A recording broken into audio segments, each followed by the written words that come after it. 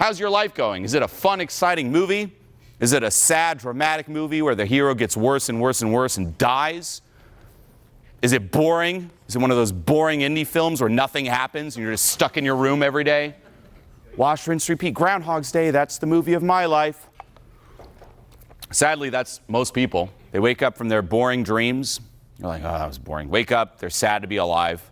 They go and eat their boring breakfast. They scroll through social media on their boring-ass feed, do their boring commute to work, boring job, boring coworkers, come home, talk to their boring friends, their boring partner, watch some boring TV, listen to some boring music, and pass out and have more boring dreams, and that's the cycle that continues. Key saying, if movies are more exciting than your life, you're messing up. How are movies more exciting than your life? Right? And that's in your control. A key daily mission you can do is every single day go on some kind of adventure. Now, when we hear that, we think, oh, adventure is like going out, crazy things. No, an adventure is simply disrupting the routine. Hey, instead of watching TV, do something else. There's an adventure. Hey, instead of going home your usual way, take another route. Do anything that disrupts the norm. And do realize that we are creatures of habit. And we will try to hang on to patterns, hang on to our comfort zone. How will you disrupt that? This is the approach I take to my life, by the way. Every single time I'm like, well, I'm the actor and the director. How am I going to make this epic? Even before a speech. Why do you think I'm wearing this? The only reason, by the way, is I saw a picture of Jim Carrey wearing big feet like this. This is a few weeks ago. And I was like, that is fucking amazing. And I looked it up online and I ordered them. Wow. Literally within 5 minutes of seeing the picture, and I'm like, next speech, I'm wearing those. Those are epic. Why? Because I'm the actor and the director. I draw inspiration from everywhere. I'm like, hey, you know what? I want to experience that. Because that's life. At the end, you're just left with the experiences. You look back, you're on your deathbed, you're old, you're like, oh, how was life? You should look back and be like, that was an epic ride. The fact that most people don't think that is just sad and pathetic. Right? This is actually, I did a stand-up comedy open mic one time just for fun. And that was one of my bits. There was the guy who was hosting it and having everyone come up was old. And my opening bit was, fuck old people. And he was like, he looked at me. I'm like, sorry, sir. Not all old people, just old people on their deathbeds. And the whole audience was like, what the fuck is this guy on about? I'm like, but not all old people, just the ones with regrets. Fuck them, right? Everyone's like, oh. Now, hear me out. Fuck them. Why? Assuming, of course, it's regrets within your control. But it's always the same. There's motivational videos about this, where there's compilations. You'll see little people, like their advice, like just be happy. Advice from a person who's 80 years old. Allow yourself to be happy. Pursue your dreams. Don't hold back. Don't play it so safe. Embrace the present moment. Time will fly by. And everyone likes it. But they don't do anything about it. That should be a warning sign. You should be disgusted. It's like smokers when you see on the pack, like the rotting gums and teeth. You're just like, ah, right? That's what you see. Like, oh, gross. Oh. Like those are examples of failures. And they're giving you the warning. They're showing you the pack of cigarette. Don't smoke, don't smoke, don't be happy, don't hold back. What are you doing? Live, live. At the end, it's all experience. And we're just like, that's so cute and motivating and heart. Oh, you're right. I should allow myself to be happier. Which, by the way, I need to. That's the vocabulary of procrastination. Never say that. Nuke that from your vocabulary. I should. I really ought to, you know. I gotta do that. I gotta allow myself to feel a little happier. They're right. You know that old person? Yeah, she's right. I gotta do that. I'm gonna someday. Keeps it in the future. When you see something like that, ask yourself, when? How? When exactly? How are you going to do it? Don't just put it off in someday land. Now. You could die this second. For real. You could have a brain aneurysm right now. Knock on wood. I hope it's you before me. Right? But for real, you could literally die at any point. The fact that you're alive right now is a miracle. Okay? I knew this, but it was really put in my face when I had my first kid, my first daughter. You'll see if you are a parent, you know, we all think you find out about the news assuming you want kids and everyone's very happy and excited, right? You see that in movies? It's like the test. It's like, I have to tell you something. You're like, what? I'm pregnant. And everyone cries and you hug and it's beautiful. And you're all excited. You're like, this is great. It's what we wanted. We're going to have a baby. We're going to have a child. And then you have to go to the doctor. And they won't take you in until it's 8 weeks or so. So you wait 8 weeks, then you go in, and then it's the first ultrasound, right? Checking if there's the heartbeat and whatnot. And you think they're going to congratulate you, right? Would you think so? And they do. They're like, oh, congrats, kids. And you think they're like, here's the beginning of an epic ride. But the whole meeting is them warning you about all the dangers. And no joke, that excitement just turns into dread and fear like that. They're like, oh, that's great, you got a kid. Okay, so here are some tests we recommend doing. I'm like, tests? I'm like, yeah, at some point there's this test. We're going to see the size of the neck, and that's an early tell for Down syndrome. I'm like, oh, fuck. Okay. And it's optional, but you can also do a blood test where both of the parents do a blood test and see, what diseases you might be prone to. And if you're both prone to a certain disease and there's a match, then there's a high probability the kid will have it. I'm like, I didn't even know about that. They're like, oh yeah, a lot of couples do it even before considering having kids. Because if it's a match, some reconsider. I'm like, well, it's too late now. So you got to do the test and find out. You got to wait for the next size. Then it's like, okay, we're going to do the ultrasound. I believe it's the 20-week, and we got to check all the limbs are there. Oh, fuck, what if the limbs aren't there? So you're just freaking out the whole time. Then you hear about all these horror stories, and this is beyond terrible. But the amount of miscarriages is insane. An acquaintance of mine, no joke, went in for the 3-month ultrasound. They're like, sorry, the heart stopped beating. Terrible. So you're freaking out about that too.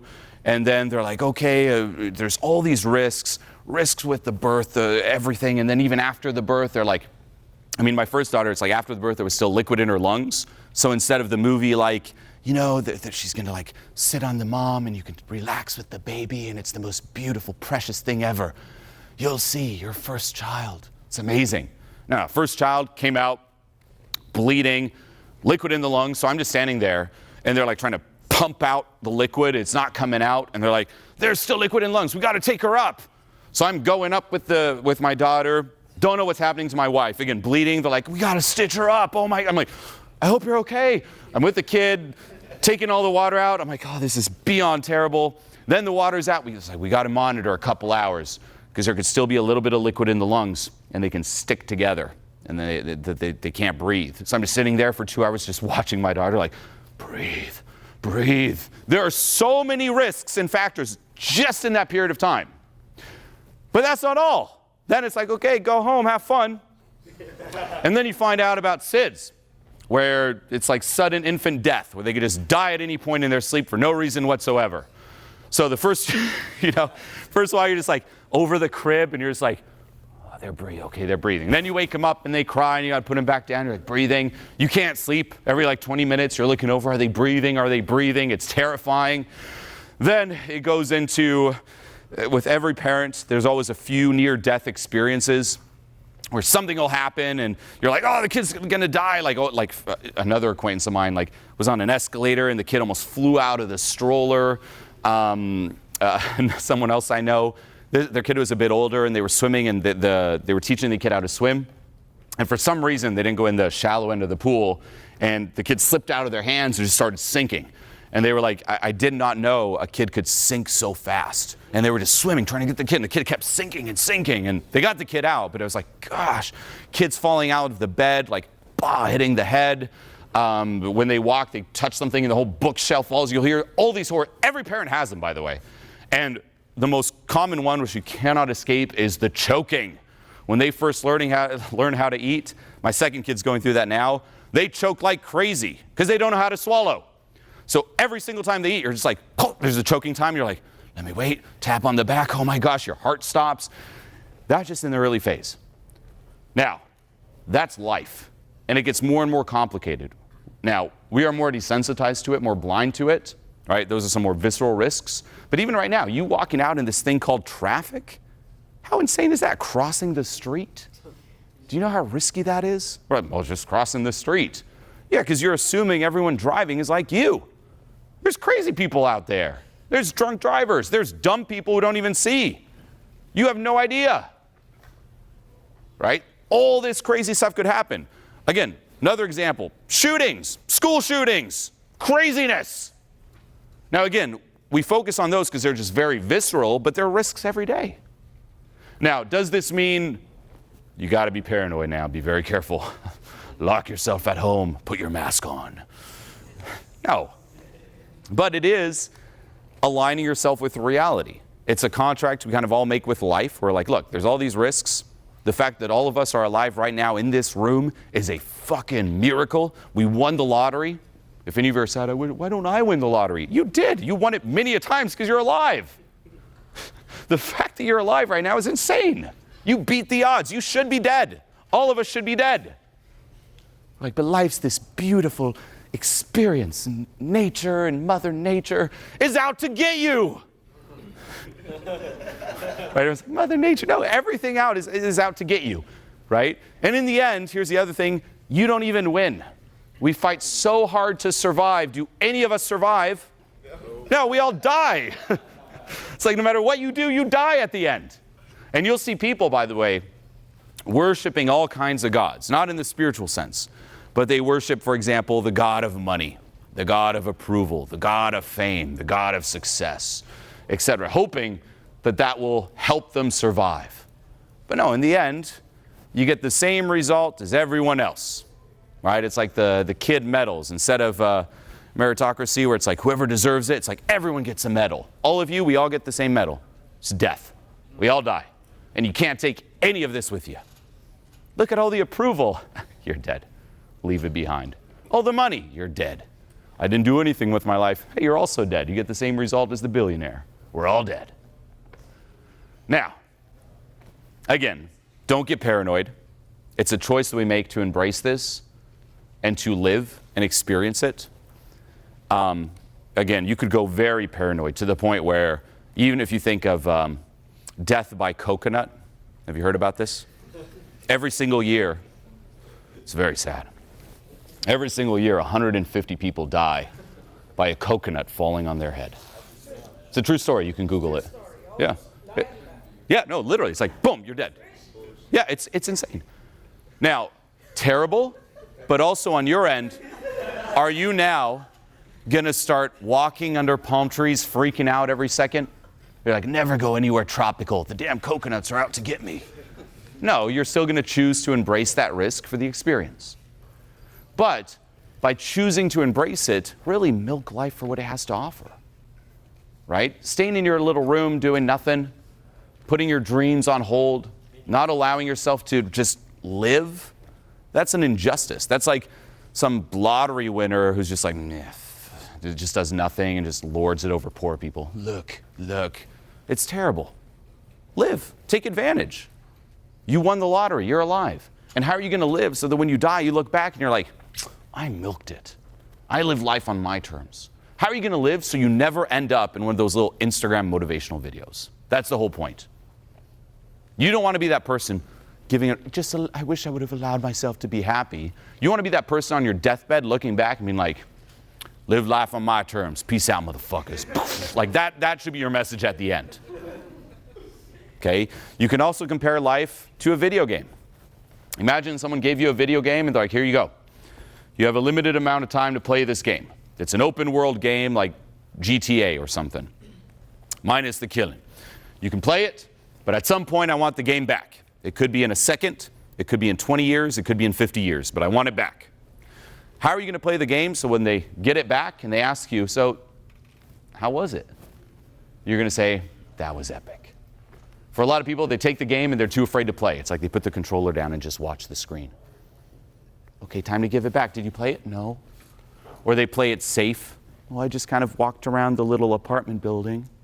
Or they play it again, worshiping different gods. I did the taxi mission and collected a lot of cash. Okay, but did you live? Did you truly immerse yourself? No. Well, what are you doing? Treat life this way. Here's the game of life. You're free. You can do what you want. Don't put it on hold. And the only thing really holding you back is your excuses, your limitations, that anxiety. Now, some people might say, well, that's all nice and cool, Julian, but just like playing, you're comparing life to a game, just like playing any game, or say a game of cards, you can't control the cards you're dealt, right? Maybe life dealt you shitty cards. Here's a 2 and a 3. Go play. And people hang on to that. They're like, well, I just can't really play this game because I have a 2 and a 3. And look, someone else has 2 aces over there. Well, does that limit your experience? Yes, no? No. Right? To enjoy playing a game, say, of cards, do you need to have the best cards? No. Even having bad cards. It's not about, because in the end, again, it's not even about winning the game. You die. There's no stakes. It's like we all get the same. It's like a friendly game of cards. You could have an amazing experience playing with the cards. We're trying to build up. We're embracing it. But people just loop on it. The 2 and the 3, the 2 and the 3. No, play. And you might be surprised, too, how fast you can move up. Back to my own anxiety. I was dealt a 2 and a 3 when it comes to anxiety. For real. I was shy. I was not popular. The anxiety label was around me. Even in school, growing up, high school, so on and so forth. I was not the cool kid. I was the shy nerd who couldn't speak up. Everyone would kind of, there's Julian. Now, I wasn't ostracized completely, but those were the cards I were dealt. Now, what if I looped on that? Oh, the universe gave me 2 and a 3. Oh, I guess I'm just anxious forever. And I made that part of my identity. And that's what we do. What happens when you make it part of your identity? You start filtering life through that.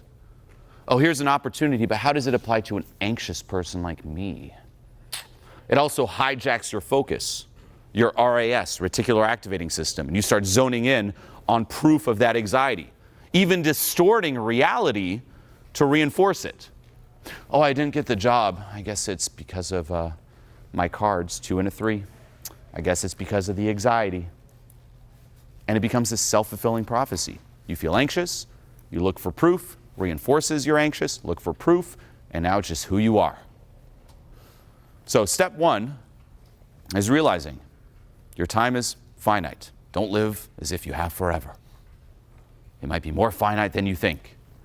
2, you are actually free. We all have different starting points, but you are free. And you don't have to start up here. It's all about the experience.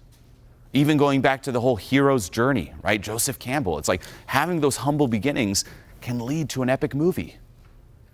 What kind of movie is it if you're like, oh, I was born and I have 2 aces. I'm at the end. Boring. No room for growth.